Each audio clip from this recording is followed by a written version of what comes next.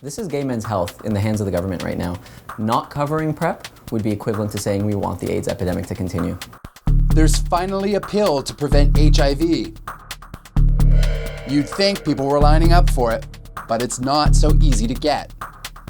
It's about money, access, and activism on this PrEP Talk.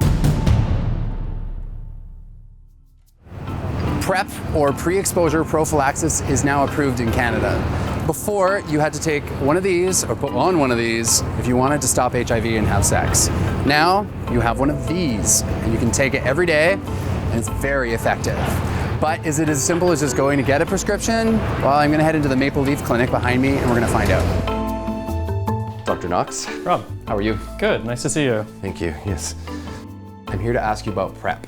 Okay. If I were to think of going on it, what are the steps? So you asked me my sexual history, my sexual practices, is it just, okay, give me a prescription, or what's next?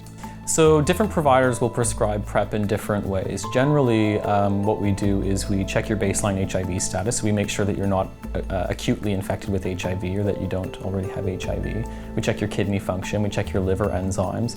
And then most practitioners will do throat and rectal swabs as well to make sure that you don't have chlamydia or gonorrhea in the throat or the rectum. Why do you test for HIV ahead of time? Because shouldn't this already address the HIV? It's actually very dangerous to start taking Truvada when you might be HIV infected because there's not enough medication there to actually suppress the virus, and you'll develop resistance to the Truvada tablet. What about like testing for syphilis and gonorrhea and hepatitis? Why test for those? It's good practice to test for STIs frequently, especially when you're having if you're having any unprotected sex. But the reason why we definitely check routinely with PrEP use is that we know that HIV transmission can occur more frequently or more easily if there's another STI kind of lingering around. Well, thank you very much. All right, Rob. So you're lucky enough to have a doctor that knows about PrEP, is willing to prescribe it. You get all your tests back negative. The next thing, of course, is to go to the pharmacy.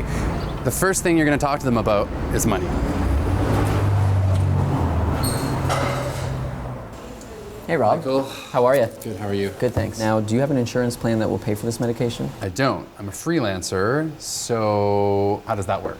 Well, what we do is we help a lot of people that are freelancers or self-employed apply for different insurance plans. So how much does insurance typically cost? Some people are paying $100 to $200 a month to get on this medication.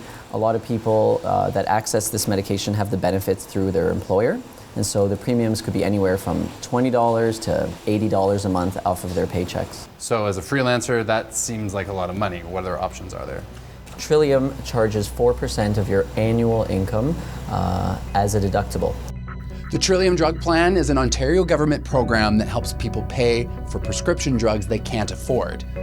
Truvada is covered, but only as treatment, not as prevention, or as we know it, pre-exposure prophylaxis.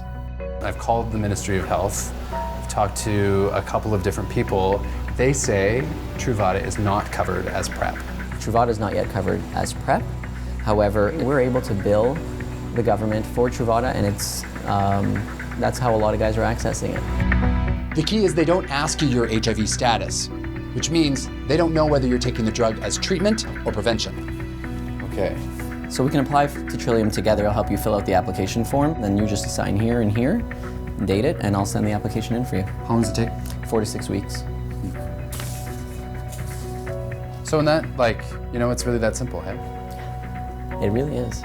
It seems funny because it's like a communicable disease that we know that this is gonna stop it. It's not like, oh, it's an experimental thing we don't know. We know. Yeah, this is gay men's health in the hands of the government right now. Not covering PrEP would be equivalent to saying we want the AIDS epidemic to continue. If you're not lucky enough to have a pharmacist show you all the loopholes, there's still hope. To get governments to pay for the drug, some organizations are pressuring politicians to act, like the AIDS Committee of Toronto. We need people at a community level and organizations like ACT and the groups that we work with to be loud about PrEP, to talk to our decision makers and people who are forming policy. So if that means writing your local MP, your local MPP, or your community councillor, those are all valid ways of having your voice heard. So you would think going to the doctor, getting a prescription, getting it filled, all of that should be really easy, especially when it comes to HIV. But as we found out, it's really not that simple, at least not yet. There is hope for the future, though, from what I've heard from various folks in the HIV sector. You can get it covered in Quebec under the Pharmacare program there. If you're a status First Nations person, you can get it covered as well. Starting sometime between now and 2017, we can expect the rest of the provinces to start making their decisions on it. And there's hope for that. For Daily Extra, I'm Rob Houston.